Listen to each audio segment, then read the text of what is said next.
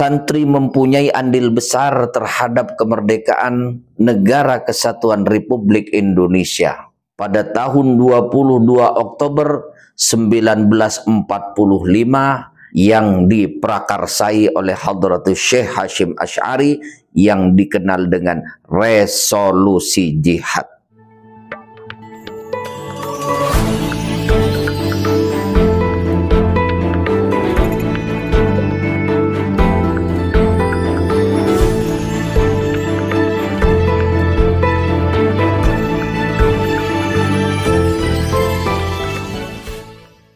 Assalamualaikum warahmatullahi wabarakatuh. Bismillahirrahmanirrahim. Alhamdulillah wassalatu wassalamu ala Rasulillah wa ala alihi wa sahbihi wa man tabi'a sunnatahu wa jama'atah min yaumina hadza ila yaumil ba'si wan nahdah.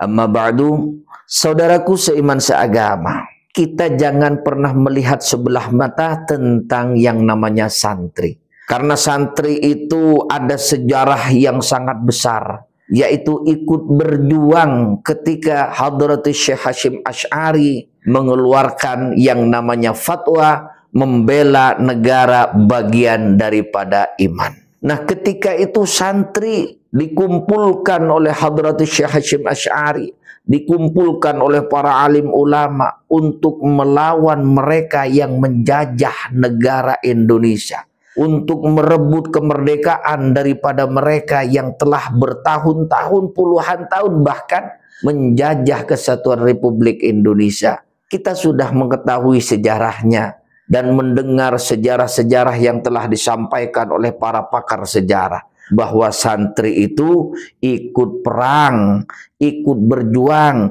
bukan hanya menuntut ilmu Al-Quran saja, bukan hanya mempelajari ilmu nahu saja, bukan hanya mempelajari ilmu kitab saja. Mereka itu jiwa nasionalismenya top markotop. Maka dari itu jangan meremehkan santri.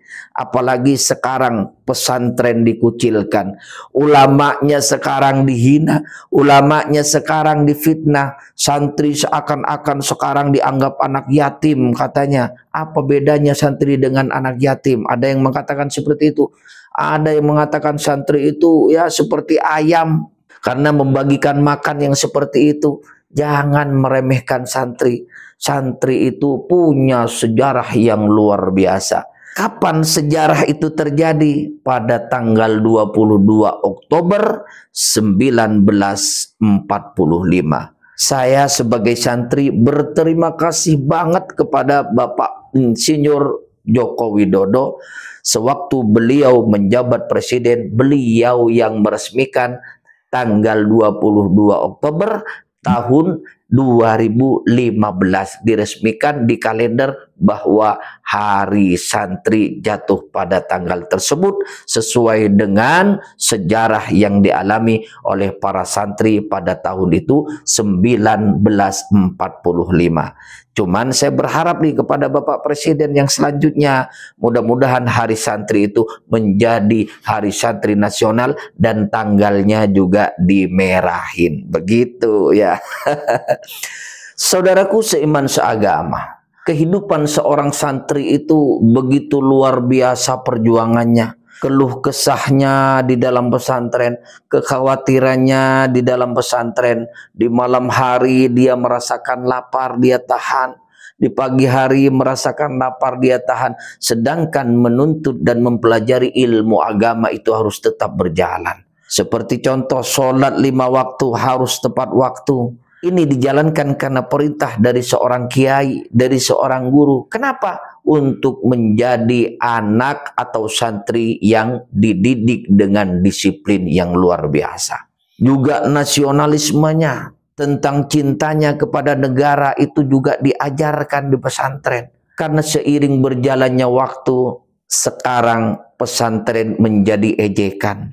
Sekarang pesantren menjadi hinaan. Mereka yang tidak pernah hidup di pesantren, mereka yang tidak pernah nyambangin pesantren, tidak pernah main-main ke pesantren, tidak tahu tentang pesantren, komen sembarangan tentang pesantren. Saudaraku seiman seagama, sekali lagi saya sampaikan, kalau ingin komen tentang pesantren, mondok dulu. Kalau ingin lihat pesantren yang sebenarnya, mondok dulu. Kalau pengen tahu di dalamnya pesantren seperti apa, mondok dulu. Jangan nol besar tentang pesantren, komen seenaknya saja. Hati-hati ya, santri itu punya andil besar terhadap negara kesatuan Republik Indonesia. Jangan diremehkan. Nah, itulah sejarah singkat tentang Hari Santri dan perjuangan santri. Siapa mereka yang menggerakkan? Mereka adalah Yang Mulia Hadratus Syekh Kiai Haji Hashim Asy'ari yang telah membakar jiwa semangatnya dengan sebutan resolusi jihad. Kemudian ada lagu yang dikarang juga oleh Kiai Haji Wahab Hasbullah yang terkenal dengan Hubbul Waton Minal Iman. Cinta kepada tanah air bagian daripada iman. Cinta negara bagian daripada iman. Sehingga sampai sekarang lagunya itu masih trending. Ya lal waton, ya lal waton, ya lal waton. Hubbul waton minal iman. Dan seterusnya. Maka dari itu saya sampaikan kepada warga Indonesia, rakyat Indonesia, jangan pernah memandang sebelah mata tentang yang namanya santri dan tentang pondok pesantren. Mudah-mudahan manfaat. Wassalamualaikum warahmatullahi wabarakatuh.